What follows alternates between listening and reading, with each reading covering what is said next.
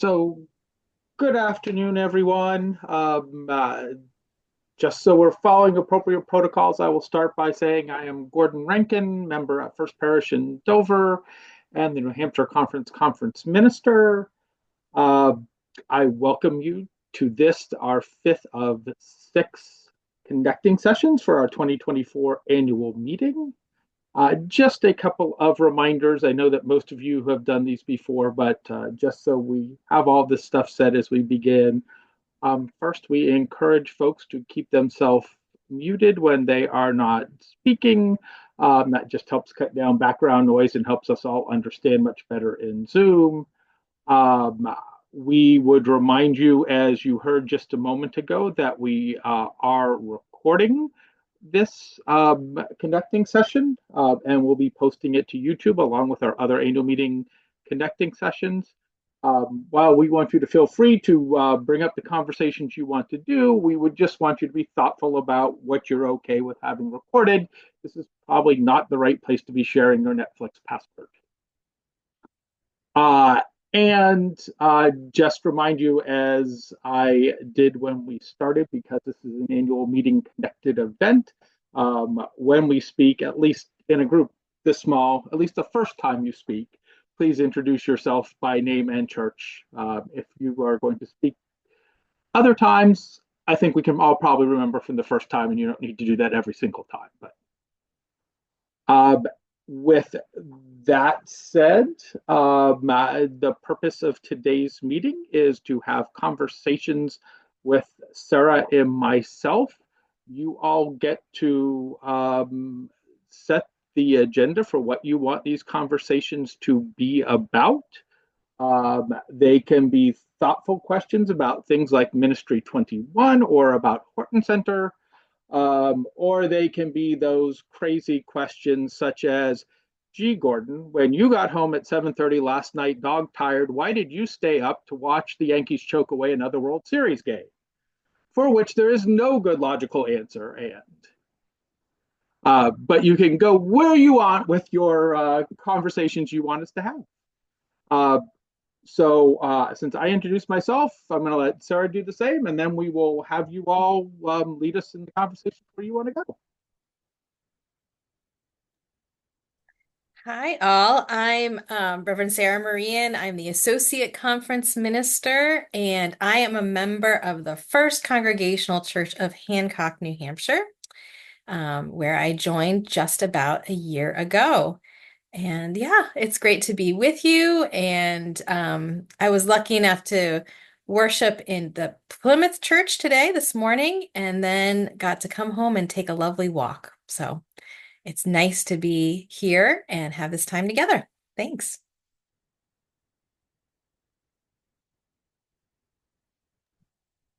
So, welcome, Judy and friends. What do you want to talk about?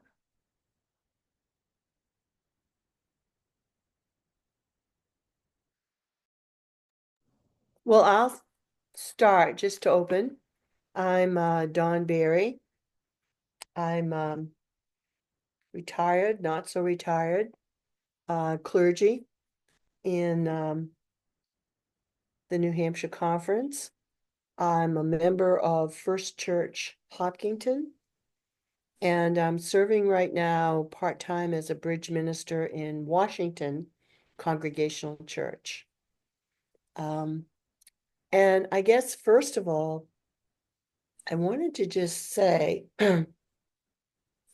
I was so elated to hear about Horton Center at annual meeting and the budget and all the good progress.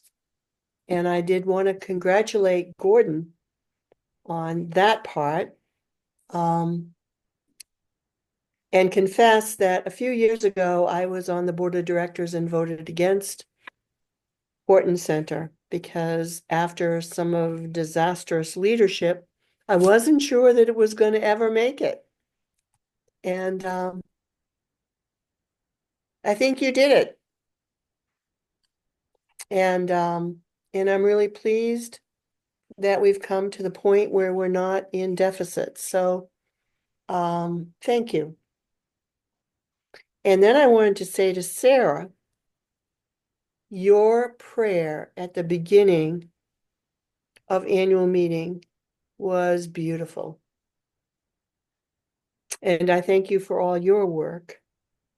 And I thank you for your outreach with UMMT and explaining things. And yeah, I find myself really, really pleased. And so you don't always hear that, I'm sure, but I just wanted to let you know.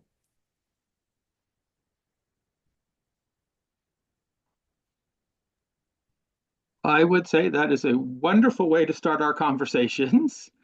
Thank you so much for sharing all of that. I mean, all we do are team efforts amongst our staff, amongst our volunteers, um, and hopefully, you know, our team as the New Hampshire Conference can celebrate our accomplishments even as we try to face into our challenges. And I agree with you on Sarah's opening prayer. Thank you, both of you, and thank you, Don. It is really nice to hear that. As you know, as Gordon said, it's an ongoing thing that we do, this thing of ministry, right? And it's wonderful to take joy in the successes as we move forward in the places of growth. So I appreciate that a lot. Thank you. So Gordon, if you can hear me okay, my bandwidth is really limited, so just want to make sure. So just a couple of things, and I'll pose them both, and then if you and Sarah want to respond in any way or not at all, that's okay too. So the first one is Gordon knows that I missed the annual meeting at the very last minute because I broke a bone in my foot.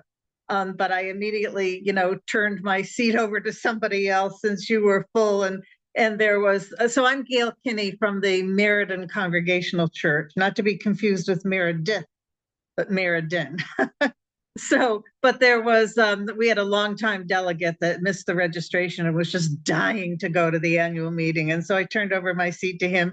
And Gordon, I didn't see your email until it was too late to tune in, but I was trying to follow the rules too about, you know, not sneaking in and not having paid on Zoom. But so the Immigrant and Refugee Support Group was one of the people who had an exhibit or display table. And the feedback I got from them afterwards was that just given that the exhibits, I guess, were in a different place, and I wasn't there, but in a different place where the meeting was held and where the food was, that they didn't have as much foot traffic as they've had in past years to look at the exhibits. And so overall, I was just wondering about your assessment of using Geneva Point as opposed to using a place in Concord, and I'm curious as to what the decision-making was that made it important to move to another place rather than the Grapponi Center. And it could be money or who knows what else. So that was one thing. The second thing that I just want to ask, totally different subject, is that, you know, without getting into specifics or personalities, I know you've had a lot of changes in staff in the last year or so.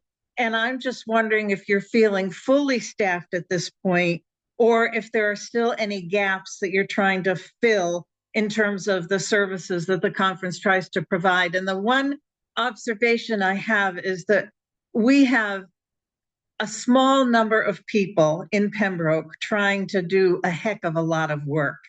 And when I walk in there, I just sort of immediately feel the level of responsibility that each person has that is more than enough to fill, you know, the hours in a day, you know, not just 8 hours, but even way more than that in a day. And so that's part of why I'm wondering, I want to know how people are doing and whether or not there's still any gaps. So that's two completely different things: annual meeting logistics and then sort of the staff well-being. So those are the things that I wanted to ask you both about. Okay, well, I'm glad you're only asking small questions then. Yeah. So the annual meeting one, there were two significant factors. both of which were insurmountable, which led us to step away from Grapponi Center. One of which was Grapponi gave away our date without consulting with us, so we were not able to book, and would have had to go like 6 weeks to either side to redo things with them. And Grapponi is going through a major infrastructure remodeling, and they've really kind of priced us out at the same time. One of our constant pieces of feedback is the price of annual VIC meeting very much impacts our churches. We try to take that seriously while also having the need that we have to have it be a break-even event because we can't afford to do it any other way. And if we had stayed with Grapponi, it might have doubled our expense. So both of those impacted us looking at other locations. We were trying to keep in the same general time frame. We did look at a few different options, including a hotel in Manchester. There's several factors that you're trying to consider, trying to be central enough, trying to make sure everything's accessible, having the bandwidth to do the meeting hybrid, all of those pieces. And our sense was that Geneva Point was going to best serve our needs. We went in knowing that the different setting meant that there will be some things we would have to do differently.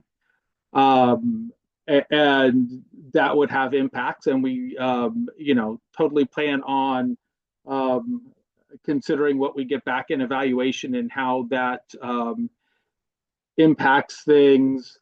We are committed to Geneva Point for next year. After that, the evaluations we get out of this year and next year will kind of impact where we go going forward. I will say I'm a little surprised to hear your comment about foot traffic, because I had a few people come to me saying during lunch they couldn't squeeze into that room.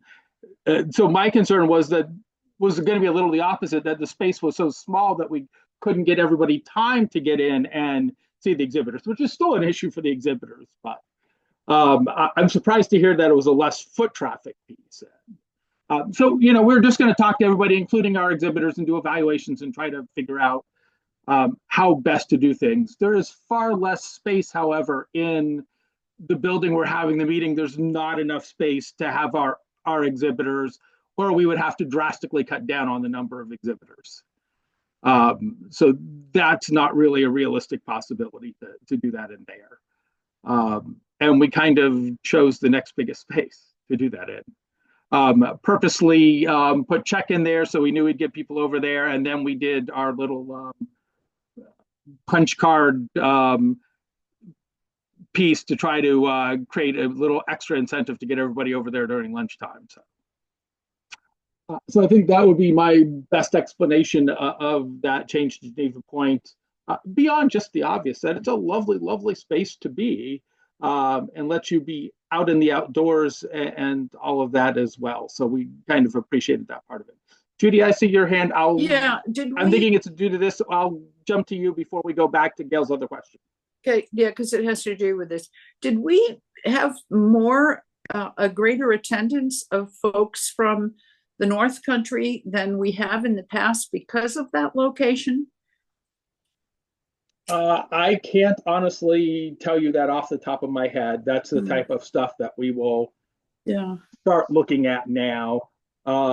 I would say in registration, I think registration from North Country was a little higher, but we had probably 20 some odd people who registered who didn't show up at the event. And because the event was yesterday, I haven't gone through and looked at and say, okay, who didn't come and why might have that been, and done that type of analysis. That we'll do over the next couple months. And one other question. I didn't see an evaluation form. Maybe I just missed it, or where?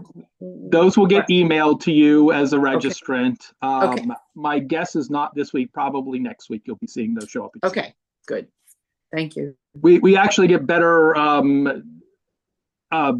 response if we send them by email after Yeah. the event than if we have people to do them Yeah. after the event. Okay, thank you. That, Very good. So Gail, your staffing question. Uh, I guess I would say at the moment we are as staffed as we are going to be. I mean, we have no open positions to be filled at this moment, other than we're starting our summer 2025 hiring for Horton Center, but that's the normative part of our process. You are certainly correct that I don't think we have any staff member that works for us that feels underworked. There are significant demands that our staff do the best they can to meet. And there is still some things that either fall through the cracks or we have to say no to because we're only a certain set of human beings that have limited capabilities, and we do talk through regularly at our board meetings kind of how our staffing is meeting the needs and if we need to reconsider that. We've certainly done that a lot over the last couple of years as we've had the transitions to try to see whether we needed to move functions around or such. It is a constant set of evaluation and adjustment because we do ministry in a time, all of our churches do ministry in a time where the ministry needs around us are changing rapidly. And that's something we are trying to be as nimble and flexible with as possible. And you're absolutely right. Everybody has big jobs. I just want to say that there has not been a single interaction that I have had with staff where the requests or the needs haven't been handled graciously and with helpfulness, and just sort of the level of just really exceptional professionalism and a willingness and a desire to try to be helpful is really extraordinary. So I just want you to, both of you to carry that back, that you've got good people doing a lot of good work, and that there are folks that you may never really hear from who truly appreciate, what folks do on a daily basis. So I just wanted to add that. But I was wondering about just how things are going and how folks are feeling. Well, thank you so much. I was going to ask you if I had permission to take that back to the staff, but then I realized, wait, we're recording this. They're going to hear, I mean, I don't know if they'll all listen to this, but it's already public anyway. So I'm going to assume I have your permission to take that back to staff.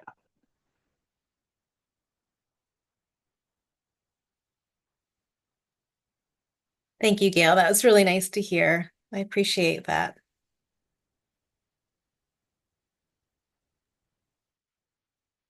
Vicki Keskinen from the First Congregational Church in Milford. I think this is probably more for Sarah.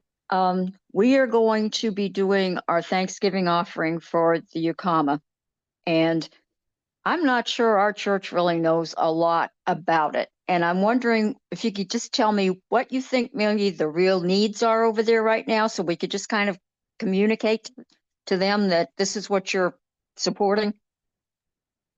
Sure.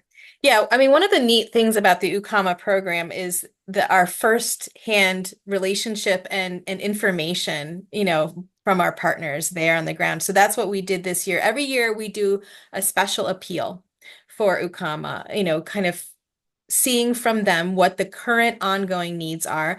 And they said this year it really is around drought relief. As you probably know, but maybe not, there has been a severe drought in all of Southern Africa, really, not just Zimbabwe, but other countries as well. In fact, South Africa has had to cut water to certain cities, and it's been fairly significant and severe for quite a while. So that is what they requested this year, that the monies go for our appeal, is towards drought relief. And this would be food, going to particularly churches that are in regions that are more dry than others, families who are really suffering from not getting the food that they need. Because, of course, what happens with the drought is that it makes food prices that much higher. So, as you know, food prices for us are higher, and they're astronomically higher for our friends in Zimbabwe. And so that's what it will be going towards, is food aid for families in need in Zimbabwe. Does that Thank answer you. your question, Vicki? Yes, that will help a lot. Thank you. You're very welcome. Other questions? These are good ones.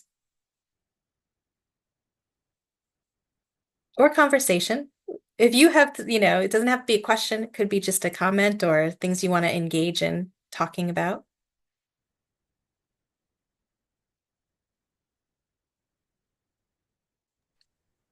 I just want to make a comment. I was talking with a couple of people after, Sarah, you did summaries of some of our retired, number of years served ministers, and the comments that came back were very appreciative of how you did that, and it really made us stop and think about just the richness of experience, and the numbers of people that come with such wonderful gifts to the conference, and that was really well done, really well done. Thank you very much for doing that. Thanks, Judy. Yeah, it's an interesting process. Because it's the 25-year and then the 50-year anniversaries, ordination anniversaries. So going back that far, we don't have most of those ministerial files digitized. So it was a process of going through the paper files and seeing those ordination bulletins from those services 50 years ago, and installation services, and it was just a really interesting process to kind of go through that and recognize, as you rightly said, the level of commitment from some of our pastors that really is extraordinary, and seeing just a little glimpse of their lives and their service. So it was really special. It was fun when you brought you picked out a couple of little gems and brought them to us, and your excitement in sharing that was reflected in, and could be felt in the listening of all of us, for sure. Thank you. I love that everybody got my joke about someone teaching middle school for a while and then feeling the call to something else. I was glad to have some humorous times in there too. Yeah. Thanks. Anything else?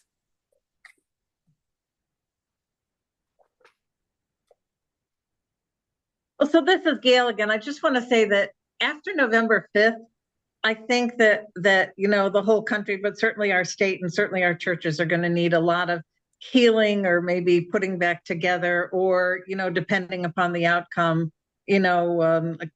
continuing to minister to people's fears, depending upon what happens. And I'm just wondering if there's been any thought at the conference level of guiding us through that. Do you want to take a stab at that, Gordon, or would you like me to? Either way, why don't you take a first shot? Yeah, I mean, part of what we've been thinking about in our justice and witness ministries, we opened up a space for folks to come and talk. I think that was last week during a Wednesday at noon, because we know that it's weighing on people now. I mean, obviously it will after the 5th, but you can feel it, going into a congregation, the anxiety, the fear, right? The level of emotional weight is just significant in there. So I think one of the things is to open up space to talk about it, to make sure that people are able to express what they need to express and be in community with one another. We did this a little bit at Convocation as well, with our clergy folks, giving them space and breadth to really share on a level that maybe they can't with their congregations, because we know that, so much of the time as a leader in a congregation, you have to be the one to kind of hold and be that pastoral presence. And so there needs to be a space where you don't have to do that and you can come as yourself and express your fears and your anxieties and not have to be that calm, non-anxious presence all the time. So I think that would be my desire going forward, is to open up spaces as they become needs for people to be held, and to hear that they are held by the conference and by Gordon and myself. Gordon, you want to? Very, very well said. I think the only thing I would add too is this is also a place where we work in wider covenant with the national setting, which has been doing a whole lot of stuff around this issue. The 40 Days of Prayer piece that you all may have seen, there have been several online gathered conversations. All the Our Faith, Our Vote stuff that has been out, all have really kind of tried to help focus on that. So we're trying to be attentive to it, and we're not doing that alone. We are doing that with our other covenant partners and seeking to do that. And the other thing I would do is just want to own up, and you kind of said it as you started the conversation, Gail, is it's very, very real for all of us. I with leaving on sabbatical next week, and I literally depart for Zimbabwe the day after the election, and it took me about 2 weeks after I made the plane tickets to all of a sudden say, oh, great, I have about 35 hours in airports and airplanes that I might just spend the whole time just ruminating about the election. What a silly thing I did planning it that way. But that's not just a me reality. That's an all of us reality. I mean, there is a lot of potential impact in this election, and that means there's both a lot of ministry opportunity, but a lot of things that needs ministry attention as well. And I would say, Gail, too, like, my hope too is that not just to create open spaces, but also to hear the needs from you all. So if you perceive something that you feel like would be helpful for the conference to do in response to the election, I want to hear that. Please let me know. And, because I think some of the best ideas come from, you all, the folks of the conference. And so how can we come together in different ideas and really make that sort of holding that we need as an entire conference? I wanted to just interject that the Reverend Daryl Goodwin's keynote, I think, was fantastic. And I encourage the people in my congregation to hop online. So I hope kind of a link would be readily available that I could share in my, I call them the Wednesdays whimsies, because he spoke to a lot of that. And he spoke also to the importance of small churches. We get into this kind of comparing, and we need the numbers, or we need the money, or we need and yet a lot happens in small churches. I've always loved small churches. And I find that in Washington, in the caring for each other, and what he had to say, how we measure ourselves, his humor, everything. I mean, I just thought was great. So I thank the planning team for bringing him as the keynote. Thanks, Don. I appreciated that as well. I grew up in a small church, as Judy knows, and pastored small churches and have a great fondness for the ministry, the important life-giving ministry that is done through small churches. So I was really pleased that he brought that up as a key piece to his keynote. Yeah.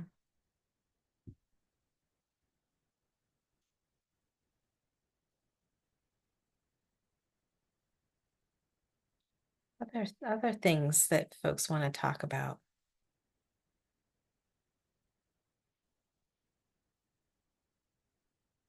No, Gordon put there's the YouTube. I'm assuming, Gordon, that's to the Annual keynote. meeting, yes. Okay. Sorry, I was quiet. I was trying to get that while I could. He said that he was going to try to get his the presentation as well as his speech. I hope that's included in what you're sharing with us. So what I shared was we basically live streamed the meeting yesterday. It was the video of that. That's not an include. I mean, you can see it all in there, but Okay. just the slide deck isn't available in there. That's also something we can work on making available. We do have that. We just have to get that posted, and we'll see. I doubt it will be this week, but perhaps by next week we can get that posted on the annual meeting page. Yeah. Thank you.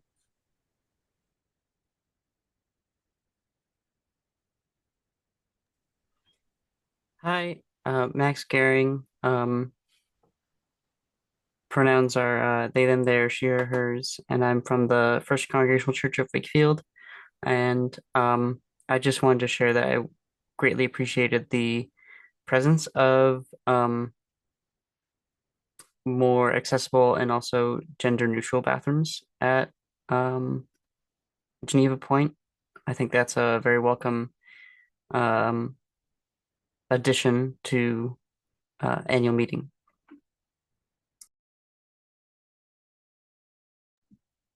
Thank you. Yeah, thanks, Max. I do too. I'm with you on that.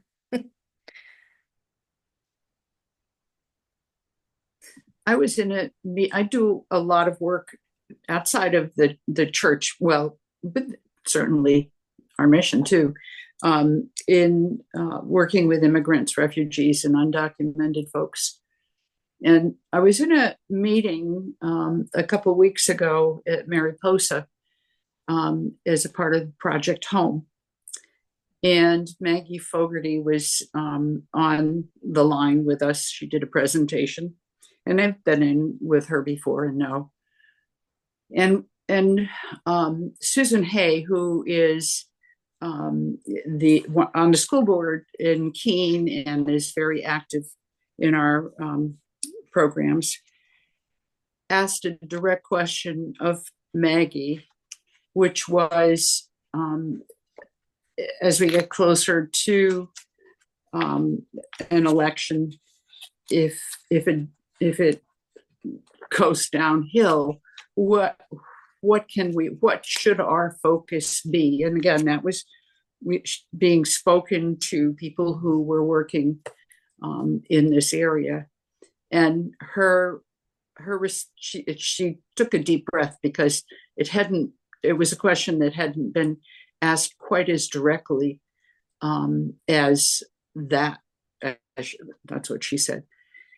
And there were three responses. And the first one was a discussion about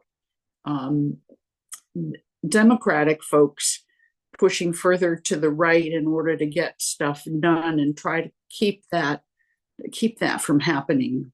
Okay, that was one. But then the next two, which of course were what she should say, but just that she said it so bluntly, and the power of what's going on is just so heavy, was practice civil disobedience and talk to our churches about sanctuary. So I just wanted to put that out again in terms of, as we're looking towards what could possibly happen, that be kept, in mind and up front, so that we can, protect the people. I mean, I'm ready to stand in front of my people to protect them. And I've told my family that. So, yeah, I'm just speaking up to share that, how important it is. So can I just sort of add to that? And this is both to Sarah and Gordon.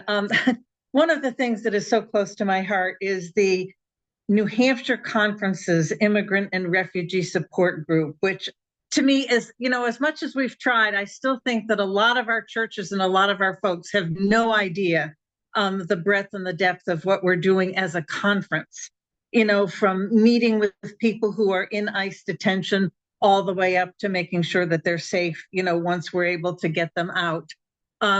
There is, from my understanding, there are only now in the state of New Hampshire 3 churches that have voted to become sanctuary churches, so that if people's lives are at stake, if they're ready to be rounded up, where can they go?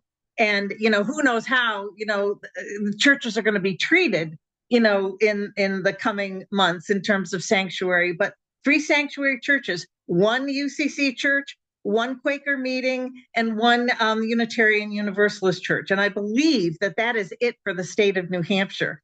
And so, part of just keeping people safe when they are really, most endangered at the last minute, if we can sort of, elevate a little bit more and consciously elevate within the conference an understanding of we are our brothers and our sisters keepers, and that this is what it may mean going forward, depending upon what happens. And that we should be prepared. And then there should be more than 1 UCC church that's a sanctuary church in the state at this point in time. So I just wanted to say that in anything that the ministers can or the conference leaders can do, the board and the conference ministers, to sort of elevate the awareness of the Immigrant and Refugee Support Group would really be helpful at this fraught time. And let me just say, and then I'll just turn off my audio again. Before we leave, Gordon, can you just say a couple of words about your sabbatical before we end the session?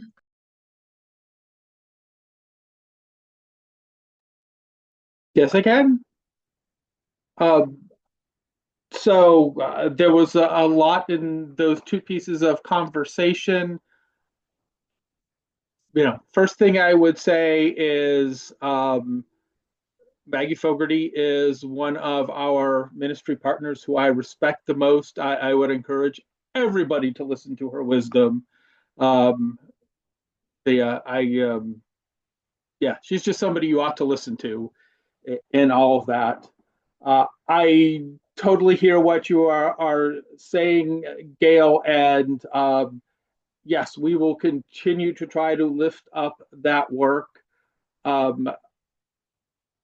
We know in the church as well as in wider society, one of the many things we face right now is kind of this culture of denial that such things will ever be of concern, I'm making up words, interwoven with the, we're church, we shouldn't be political junk that happens. There's lots of reasons churches don't pay attention to things that we wish they paid a lot more attention to. And we have to keep making sure that we encourage them to pay attention to that. Just because they're not being paid attention to doesn't mean you stop trying to get them to pay attention. So absolutely 100%. And both of these comments just also stirred in my heart the importance of the reality. We talked about the election stuff a few moments ago. I think it is easy to get consumed in the national part of that, of what's happening with president and with Congress. And I will speak for myself. There are parts of the New Hampshire part of that that keep me awake at night just as much. And that needs our faithful voting and faithful response as well. Sarah, do you have pieces you want to add to this? Sure. I mean, just to second what you said, Gail, in terms of the amazing work that the IRSG does. I think one of the most significant things that happened at annual meeting last year was that just incredible video that the IRSG put together of immigrants talking about the effect on them personally that the IRSG had. It was so moving and meaningful. And I hope you got a bunch of donations coming in from that because it was just extraordinary. And so I think to keep doing that kind of stuff, to keep in the forefront of our churches and our pastors and congregations, that kind of message of that real personal impact for folks, I think would be wonderful if we can kind of somehow do that again or in an ongoing basis. I think that would be just fantastic. I also think it would be great to get more information on the nuts and bolts about how you do become a sanctuary church. I mean, I know that my little church in Wilmot, when I was pastor there, we voted to be a sanctuary church. And so we're a sanctuary church, or are a sanctuary church. But I don't know that they're listed anywhere other than within themselves. And so, like, how do we kind of get that, like, here's A to Z, how you become a sanctuary church and get that kind of known statewide so that it's in the circles where it needs to be so that people know where to go and how to access those. So I think those are a couple pieces I would lift up as things that maybe we can work in collaboration, with the IRSG to really, A, get the word out at how effective and amazing they are, and B, like how churches can get involved, and who they contact, how they get that kind of stuff done. Those are my 2 points, but yeah, I think you're absolutely right. We need to be on this now in some really important ways.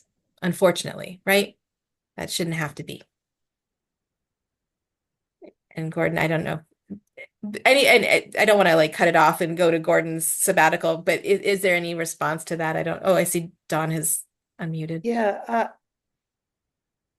I just want to know what's involved in taking care of people in the church.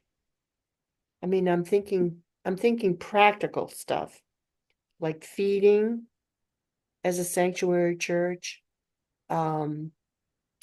showers, all just the practical stuff, especially if it is long term. In our church, we do Family Promise. We do a week at a time. We're doing it around Thanksgiving. We know what to do there, what is involved. I think that's important, Sarah. What practical things are needed for a sanctuary church that we can make people welcome, comfortable, and safe?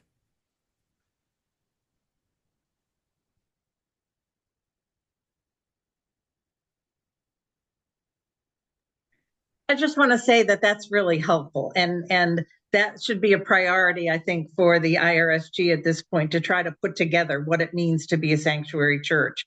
And just really quickly, if you go into sanctuary, that means, or technically what theoretically it means is that you find yourself in immediate risk of being deported by being grabbed by federal agents and put on a plane against your will. And so therefore, if the church says we will take you into sanctuary, it means we will hold you inside and we will guard you. And that it also means that you cannot leave that building. If you step foot outside the door and there's an ICE agent nearby who sticks his or her foot in the door, to keep the door open, then you then are at risk of being pulled out. And so it means you're there for your life. And in some places in other states, people have been in sanctuary for over a year. So we're talking about something that's significant. And but putting that out there and describing that and is I think really an important thing to do. So anyway, I've made some notes as people are talking.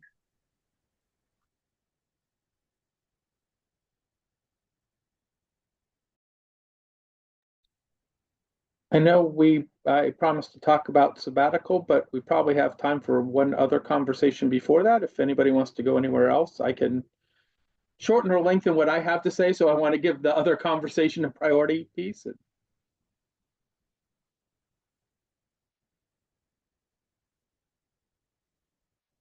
Well, I guess then I will talk for a couple of moments.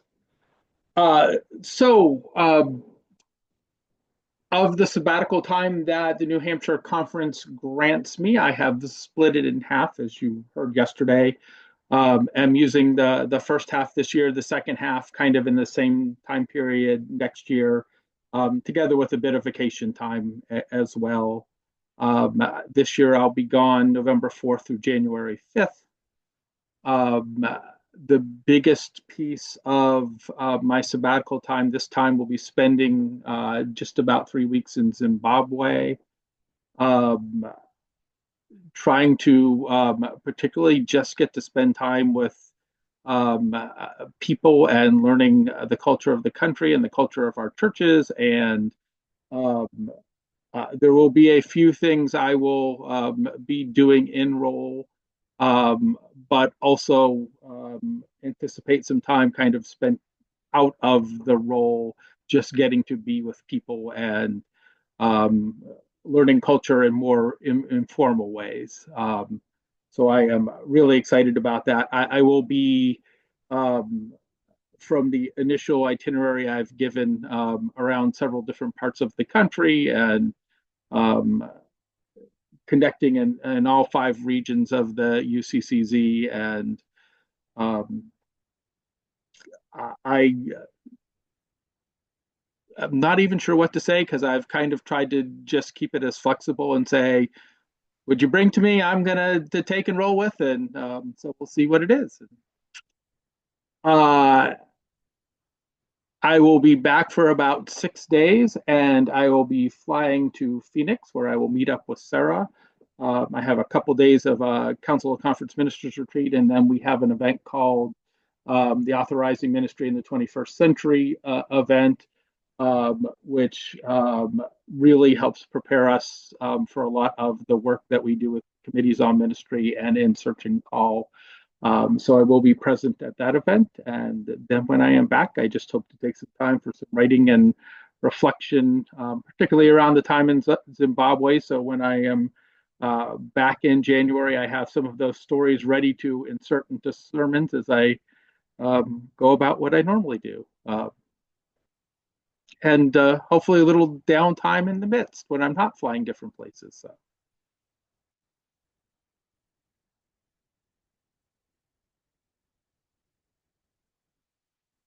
Anybody have questions? I'm more than willing to answer them, but. Very good. Any last conversations we want to engage in?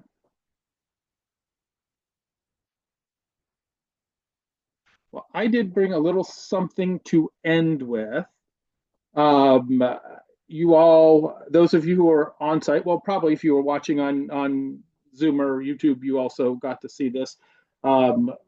Our symbol for the annual meeting that kind of went with our theme of In the Potter's Hands was kintsugi pottery. And we didn't take a whole lot of, while we talked around that, we didn't really explain what that symbol was about.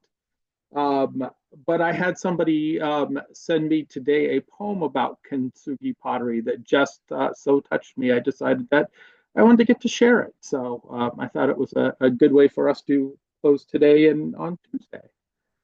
So if my phone doesn't keep blocking me out, I will share this with you. This is by David Bowles. Like a hammer, deliberate or careless, jostling child, life tumbles us from safe, obvious heights to smash to shards and scattering dust.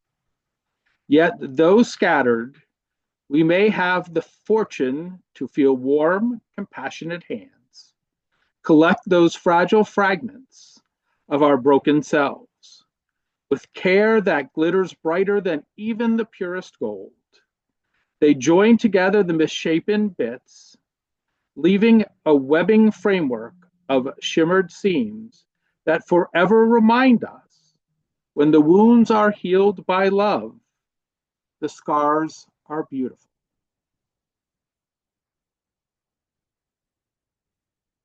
So I leave you with that as a way to conclude.